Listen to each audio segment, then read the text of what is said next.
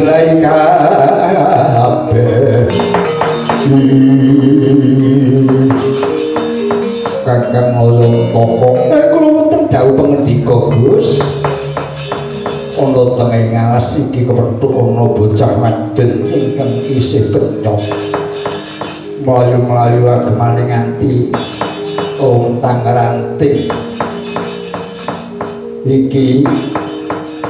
awet desa ngendi Kakang Loyong Toko kula mboten pati apil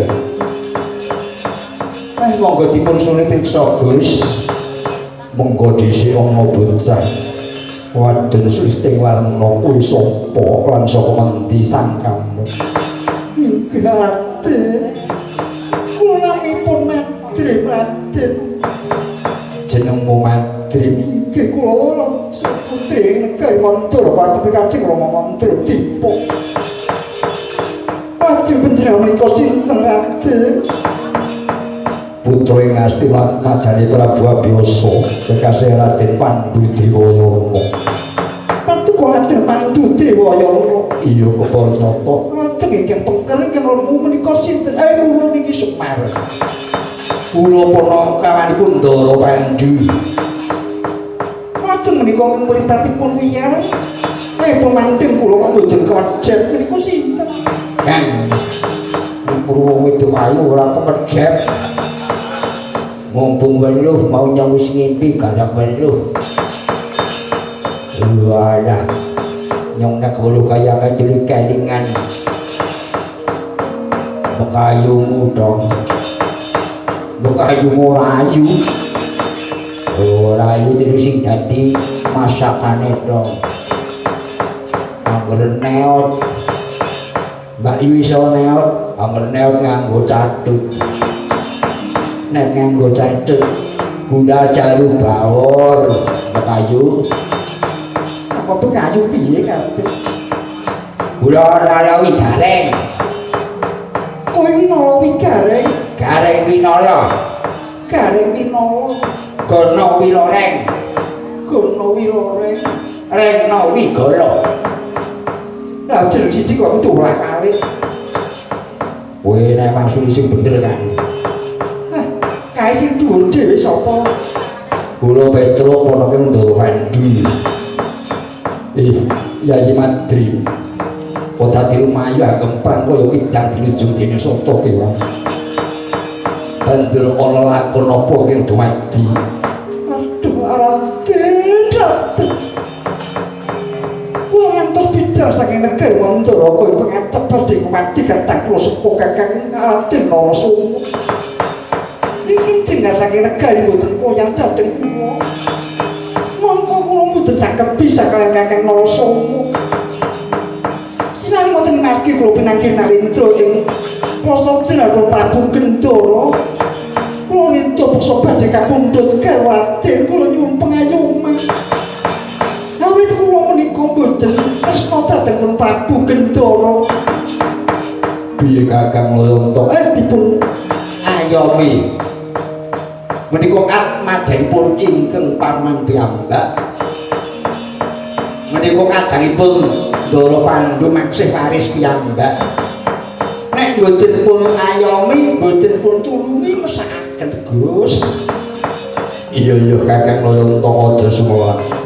Yayi Madrim wonten dawuh pangendika Raden aja sumelang penggali Yayi bakal tak ayung tak tulungi monggo yen Prabu Gendara temekan ing papan kene para kakang bakal ngelingake yen emoh yen ora mengko purba asisa ngastaning Pandhu tetep matur sembah satripun Raden atuwa sopan ya dhateng jasadku Petruk ayu iki disingkirake kok nganti katempuh bebaya pemujaan papan ingkang ana sing becik sing apik sing adoh saka Sambikala. Nggih, monggo Den Ayu. Sareng kali kula mangke kula damelaken gubugan menika. Topet. Kula saking Buddha sang guru kula. Sang guru kula yen tantulus.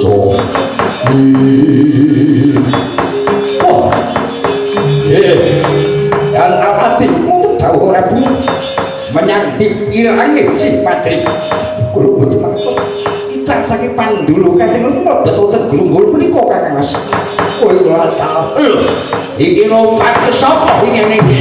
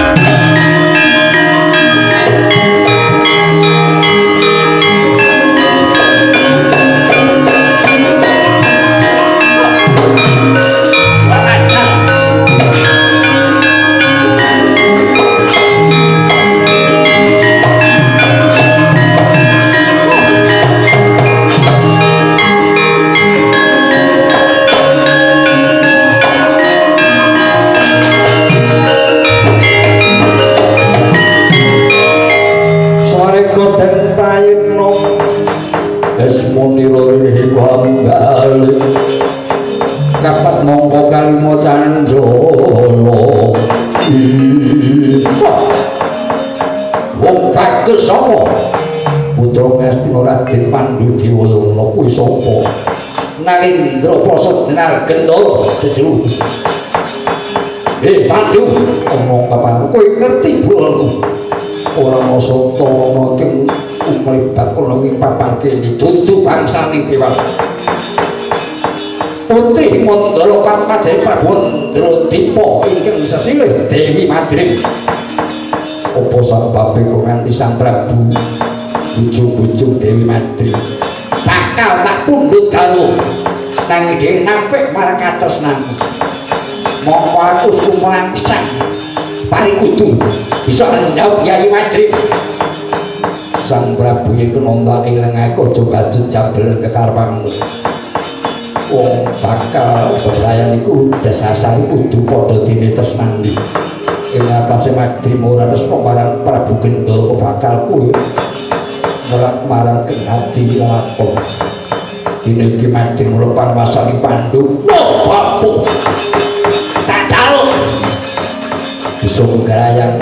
anggane Pandhu tak sembah dalam guru. Wah, paret. Gede muncul dunceng dan nantang berkol depan tangan berikan nyawam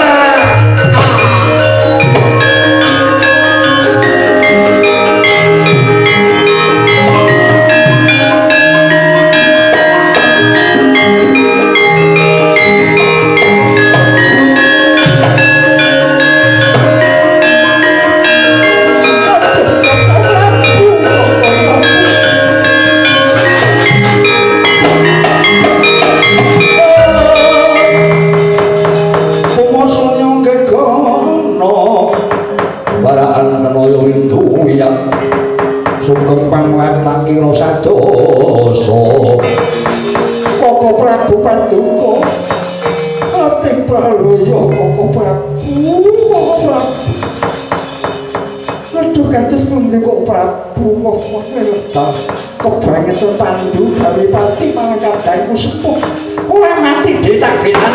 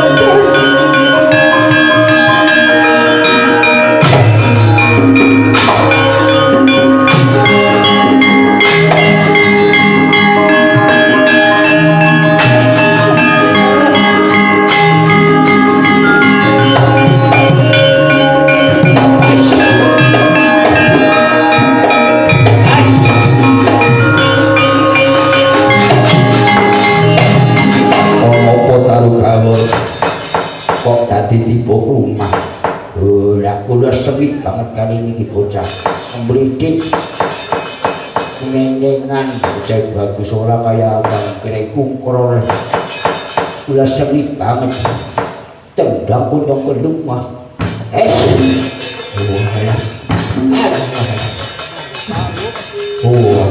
pancen semar boleh gawe anak ora adil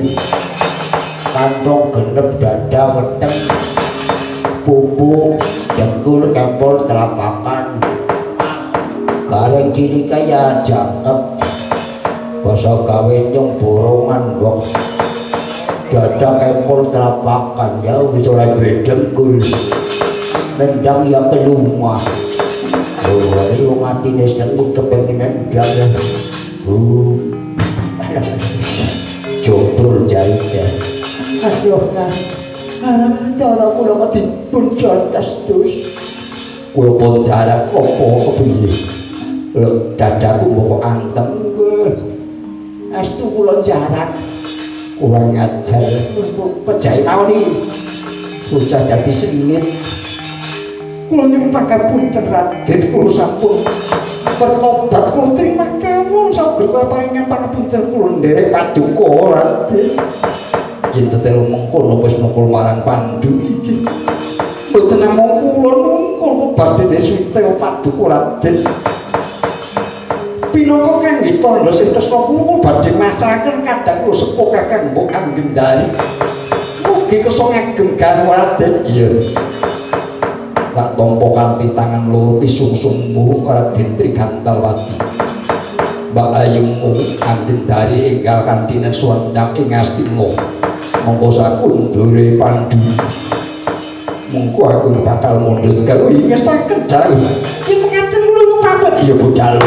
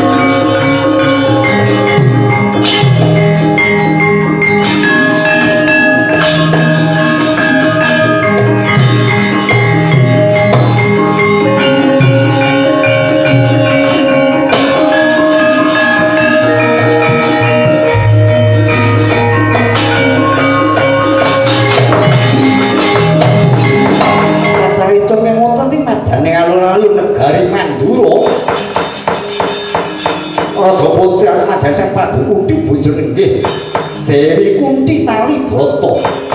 ingkang kadamel sayembara pilih sinten mangke dados sarjuning panggalih sang Dewi Ayu inggih menika ingkang datu kramane sang Dewi Kunti Tali Broto rantap nalindo sabrang pati gedhe pra mugi Dewi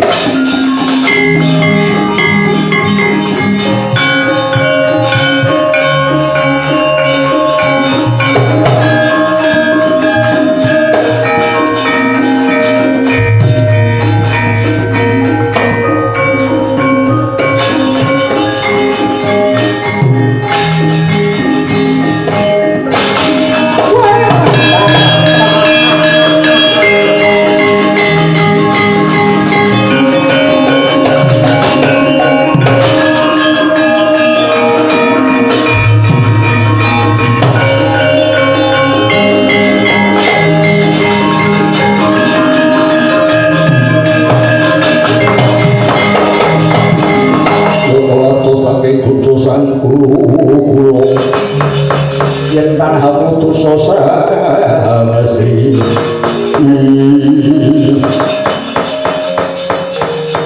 sang Kusumayu dipun wangunaken kula nalendra saking sabrang parang kencana jejuluk kula Prabu Dewa Murti rumasis Jaka Tumaruna monggo dipun sawan kanthi permana dedeg piyadhek kula kasunyatan kula menika tinitak bagus tanpa cacat dasare ratu sugih bondo donya parang pandowo menika milih dhateng kula yen rasa milih dhateng angga kula mangke badhe kula kanthi mukti ngawibawa negari ing parang kenta sang Kusumayu Bapak Prabu Dewa Murti kados pundi sang Kusumayu yen tingkahanan utuh dalane piyayi kaya panjenengan kuwi adakane senenge mono yen isih anyar mangko yen wis saketara aku mesti ditinggal kowe senenge mung sedhit aku mau dadi bojone wong kaya kowe wah dalan opo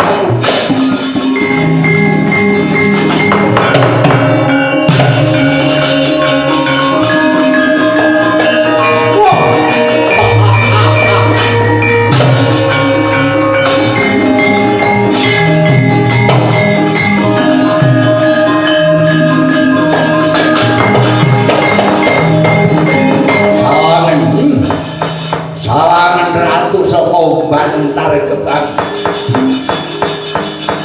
Prabu Sarah Bojo milih aku ratu sugih aku duwe sewan pirang-pirang sewan ana caktore ning ojek ana angkot sepur motor mabur gelem ya Dewi Kunti kowe gelem dadi bojoku aku mau dadi bojo itu kaya wedane cengkring marang wong wadon seneng mulo tangan aku mau ya wis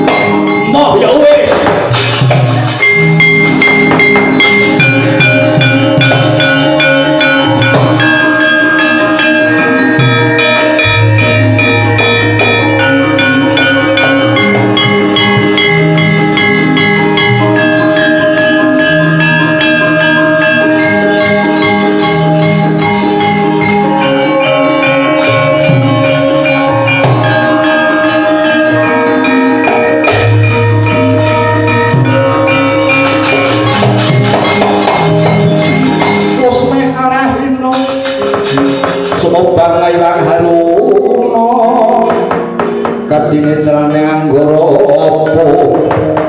sabdane kupiloring kanegara sageder nandhar kathah nalindra sabrang juga kewala datang ana kepinil den Sang Kunti Kalibata samila ngandhang kuwirangan mundur kanthi halus kacarita ora kaya lampahe Raden Narasoma ingkang katembe kundur saking ing madaning petapan Nusa Kembang ananging nalika semanten dhateng bablas pundi wonten negari Mandara pun nanging kepengin mugi wonten ing negari Mandura najan boten nedha kepengin mlebeti sayembara pilih nanging namung kepengin nyumrapi kados menapa gelaring sayembara pilih nuli ora den Narasoma hanyaket mring panggung kene papaning Sang Dewi Kunthi najan Dewi Kunthi hanyaken mring sak bagus Raden Narasoma pancen yo bagus yo ganteng Dewi Kunthi tangi boto nalika semanten trenyo ndalaken tresna dang nyawang saking katebian Dupia mulat Sang Narasoma ki hanya ketik yo mandhap saking panggung nyandar sekal ngladi ingkang sampun rinoce kakawaken dening Bapak Narasoma boten samya hanyulangi hambata rubuh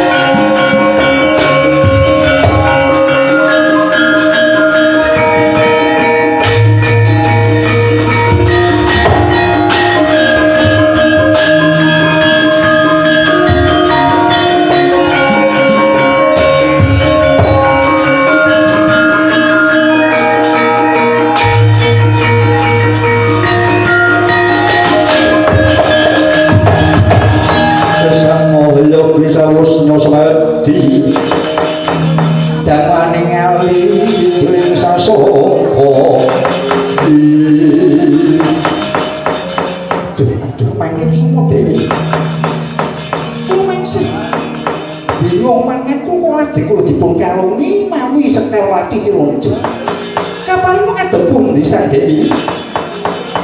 aduh Raden Matugeng minangka dados tereng atiku belas sayembara bilih sinten ingkang saged dados jangkeping manahku nggih menika badhe kula sumitani monggo saged gambuh kalih manahku kajeng patu Raden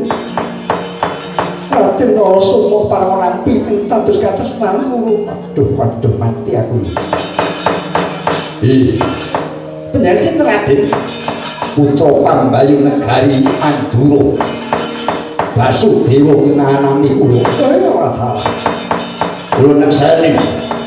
gelaring sayembara raja saku negari sami hanyaken ing panggung sampun papaning Yayi Kunthi setunggal kemawon boten wonten kapilih dening Yayi Kunthi nanging jebul Raden Narasoma kapilih pratandha paduka saged ngupu sayembara aduh mati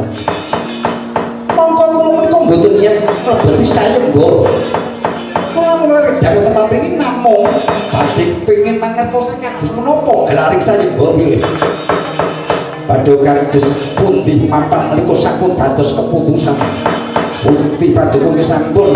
saged andamel dawuhing manah kadang kula pun Yayi Kunthi paduka tetep dados garangipun kadang kula Yayi Kunthi wih, yen ngaten kula anyadahi nanging nuwun sewu. Kula bijak saking negari boten pepoyan Kanjeng Rama Dadi. Yen kula mangke badhe enggal ngadhepaken mongko nami dawuh kedah manunggalaken tiyang sepuh. Kula nyuwun pamit rumiangsa wonten Mandara kumatur Kanjeng Rama. Mangke Kanjeng Rama badhe kudhaken rawuh wonten negari Mandura. Saperlu sakal bakal Sang Prabu Kunthi bojoku kula taala. Yen makaten kula ajeng-ajeng iki kula pamit dhateng aku karo pamit.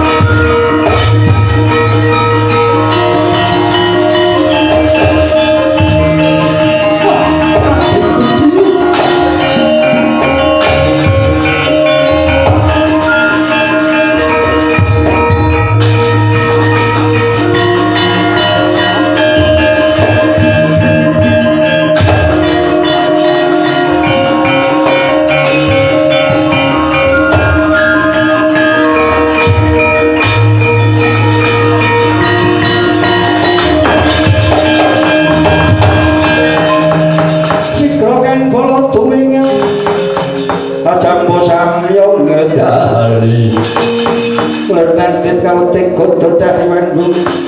mangun jaliti wah bakal sama kadang Kyai Pandu ih leres Kakang Mas Inggalai kula pun pandu kae Petruk wah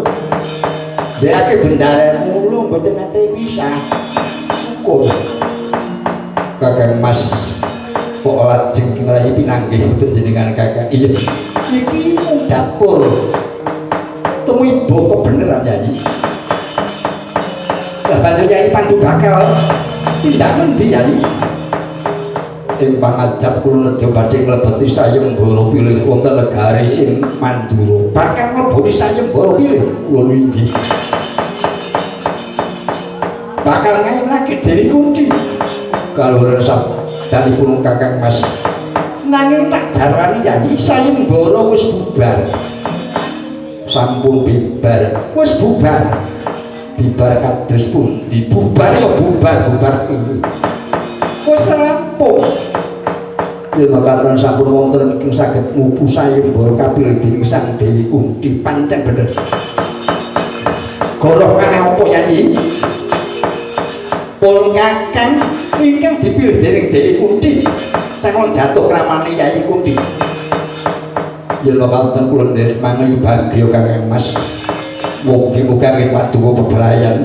maki saged lestantun dumugi ing punganing wonten ing Majawada dalam matur nuwun Kyai lah bantu Kyai Pandu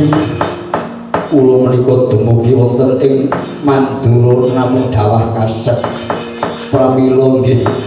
kula badhe wangsul nyuwun pamit bali kepiye nyuwun pamit kowe wis satriya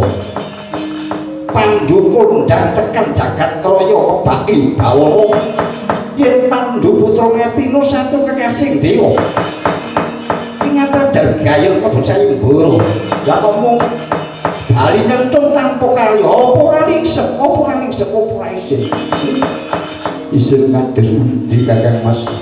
mapan kula menika boten angsal damel kok kula nggih boten badhe ningsep nggih ampun ngina ampun nyak iki sampeyan jenenge Pandu putrane Prabu Abyasa ratu ingkang hayung gayu putri bali nyentuh ora entuk gawe to aku isih wah jepentingan ngandika kang makaten Kakang Mas palu kados pundi Kyai sumuga sayembara pilih saiki tak ganti nganggo sayembara perang keparipun kados pundi yen kowe bisa cilik ngasorake pun Kakang gedene kowe bisa padha karo kadhipun Kakang Narasoma Kunti tali brata boyo nyangatina barat yen kowe dadi kesane Kakang Narasoma tak alade sak gendhing pola kendang bagus tanding le papan kang jambar wis tak sekali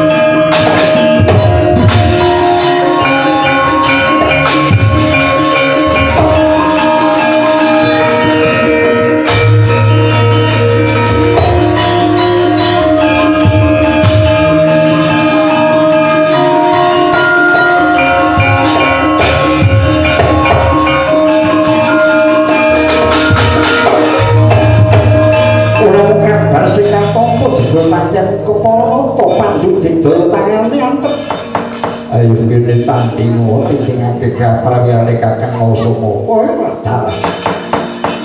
aja kumalung sugih gendung adol kuwane Yayi najan ing tanding yuda adu sing bal murdi kulit Kakang kasuran entenono prasku kacarita Raden Narasoma tan enget ing Puwadok Sila jebul ing ajeng sampun kawangsit dening Sang Begawan Bagaspati Panji Candabira kawatak sak panci yen dereng dumugi Prabu Barata Widodja winangi langitan enget iki nedya kepengin ngasaken kaprawiran nedya pamer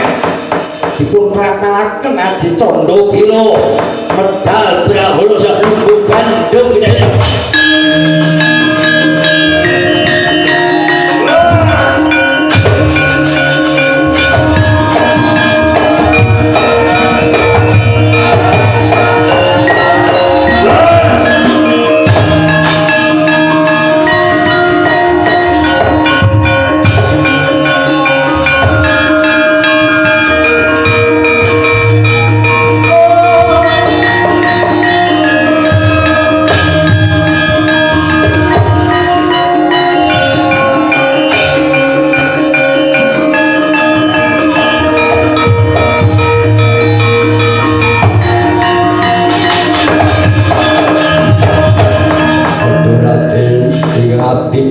Kusumaning Tanta Candabira katimbalan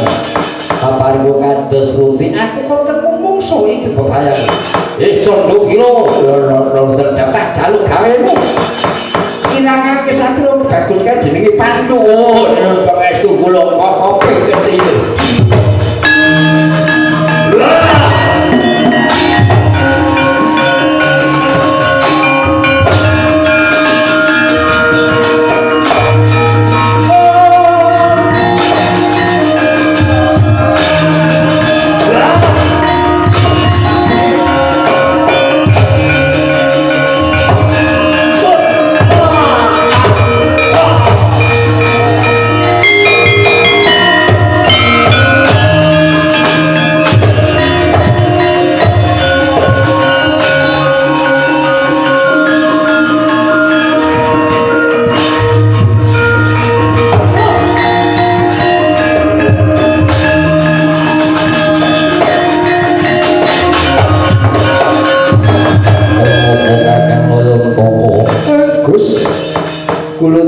Candabira piyambakipun neraka ampun ngantos dipun pejahi. Yen ngantos dipun pejahi mangke ngombro-ombro Gus. Prayogane kepiye ben aja dadi pepalang ing laku. Monggo bener kagum najiswa brasta dipun watak ing mangke saged nyingkiraken Candabira. Ya Kakang Nayantaka tak jaluk pangestu.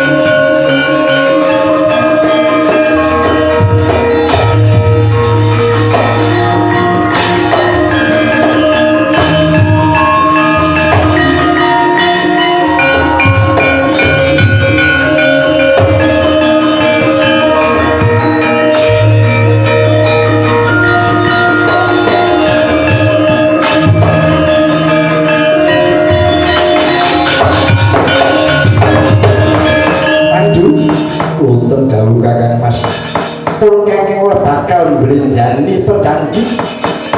ning ngarep yen sira Sambada ngesapun Kakang Kuntitang Idwata Baya menyang Ngastina dadi garwane Siadi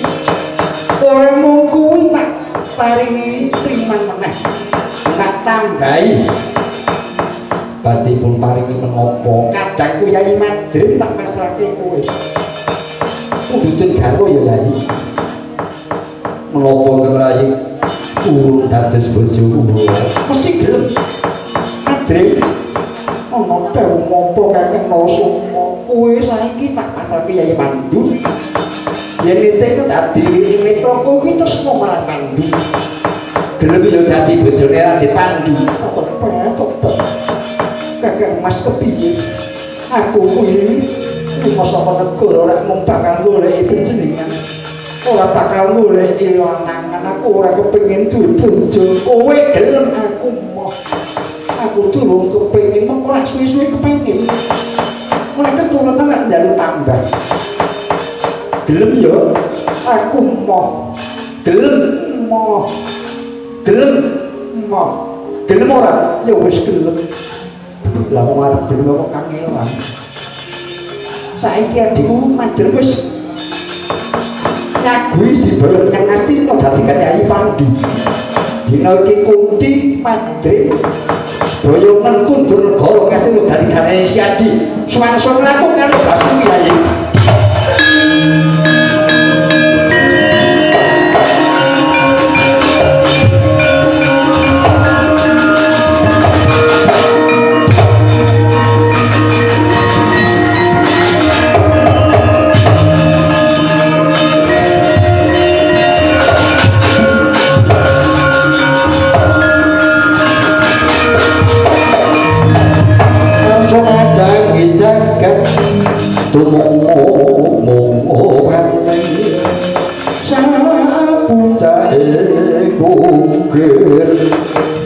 merbababan sumiran kena soting suno megawan gunung-gunung ngacang hitungan pusmanten Raden Pandu gantanging satu was kundur menyang wonten ing negari Ngastina antuk boyongan putri tiga cacahe nggih Sang Dewi Hanggendari Dewi Kutitangi Broto Sang Dewi Madrim Ayuno dumugi hari Ngastina lajeng kapasaken kalaka boyongan putri ketiga ing supados milih salah setunggaling putri boyongan ananging Raden Desnata nggih nyong milih tawon Jatukrama namung mawi cara dipun grayang astanipun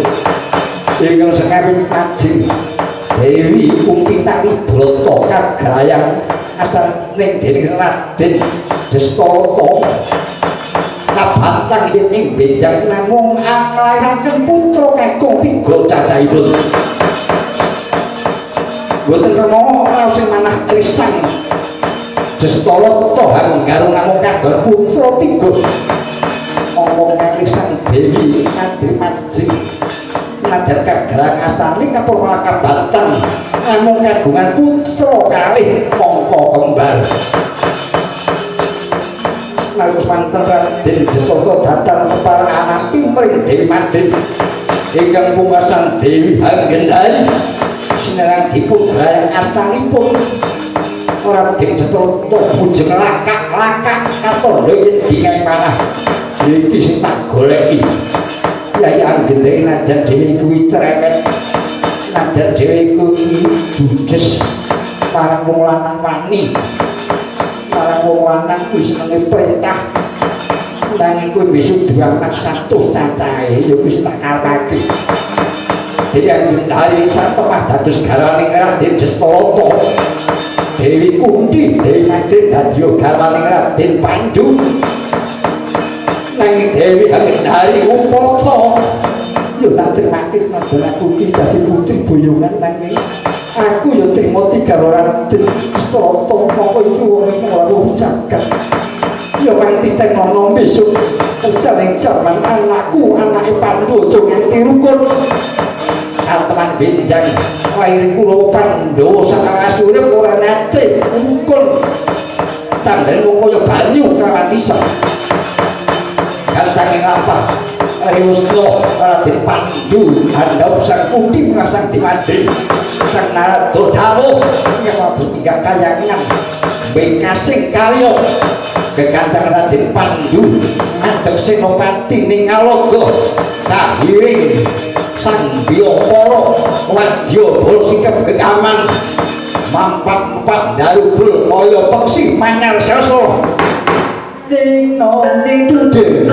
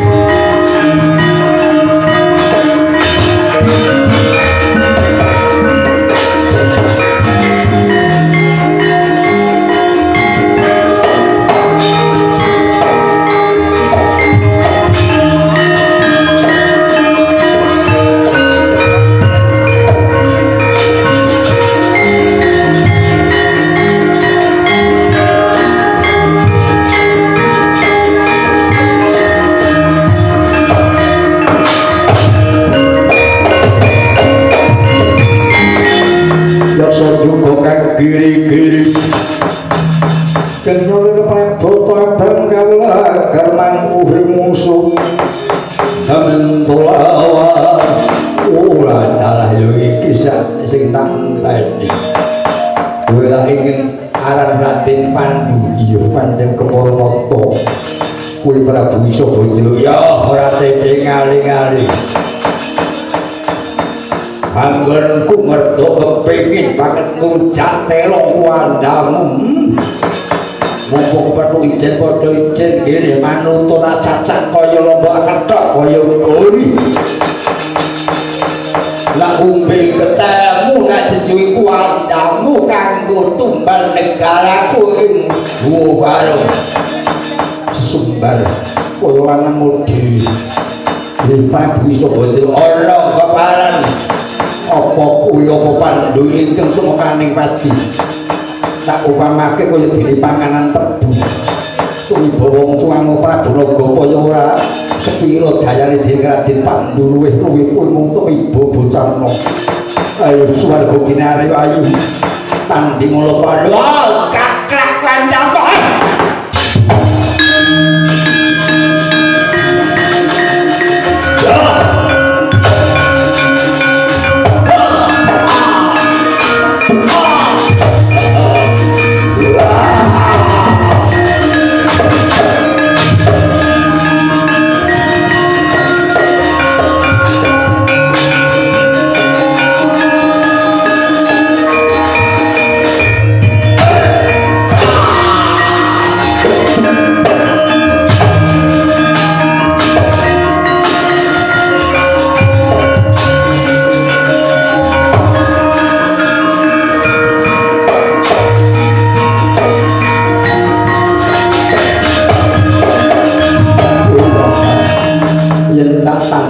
kekuatan yang tenaga kalau aku mimpang kawan Raden Pandhu ya petik banaji kupas suara yang lonyoh awakmu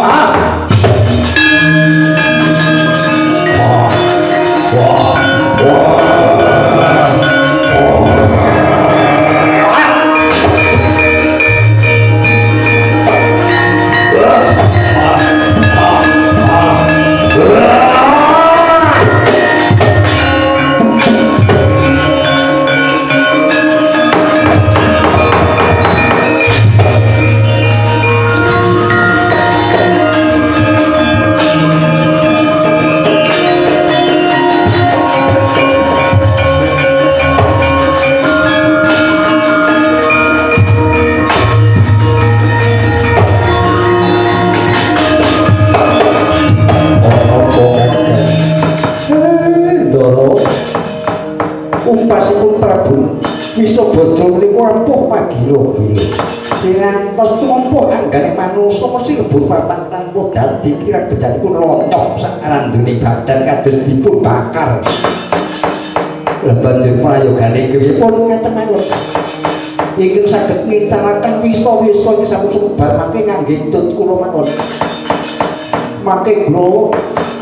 tandinge ngangge tut kula abul-abul tut kula. Ben terajang wisa-wisa upas-upas penyakit pinten-pinten corona barang COVID-19 pandemi sedaya mangke badhe kula tuti ben ical saking jagat raya minggat wonten sanjawini jagat pun pinados mangke yen icaling penyakit corona sak daya 19 mlebu dekopat kapit 19 bubar maut jagat tentrem aman tebih saking sambikala yatimipun sami remen ingkang ing mangkinipun badhe kathah tiyang nanggap wayang malih astu ben yoga-yoga sami urip kabeh sinten padha duwe dhuwit yen kaya ngono Kakang Semaraku pasar bawa mangke yen sampun mampung sesakit menika wau ndara kula tuna pasangan jemparing supados lebur sang Isobodro njaluk panjenengan Kakang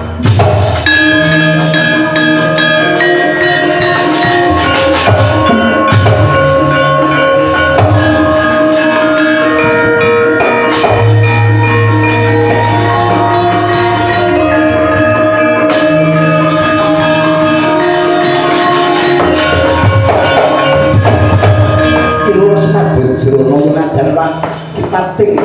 kula nanging keti dewa ingkang usul ate dengaling-aling segera ubal-ubal punang entut saking wetengira mongko sekaring kula sampun mandhar budin mentah ketela mentah mila padhapun menika mulek-mulek entutipun kathah dari bul saking silitipun kados penelpon mawa kukus radi cemeng Bapak Yantar Sunrajang Sukerto Upan Kalayang Milah sedaya Sukerto bicar mampun saking Jakarta Raya Enak yo padha sak temah wilo temah jati sak temah ayo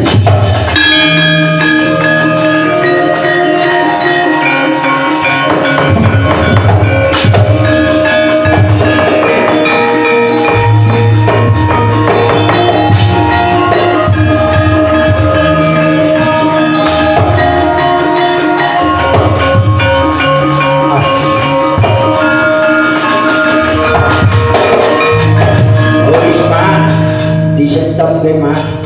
disumpel raja metu gue solar lagu semaru isma aku rana gitu belum nenter mereka belum amanah ke Jakarta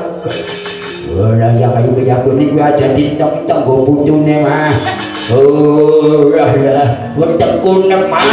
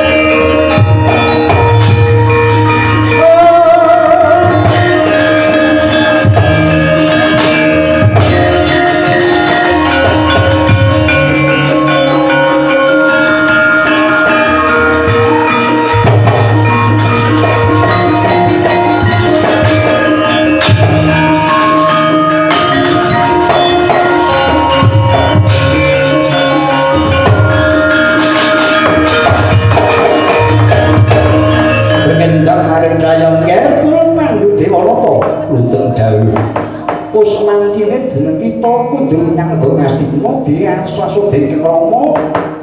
bakal tuli kaju menengaken nata ing praja Ngastina. Isendika ayo ulun kabeh dewa seni semenjak jagat sak raya. Yen Pandhu pinesti dadi nalindra ing Ngastina. Kowe jero Prabu Gandhastra isendika. Punane gati kabeh ben katon tenten ora ning pepalang Swijapa iki. Ulun nderek nyuwun pangestu ulun Prataruna anu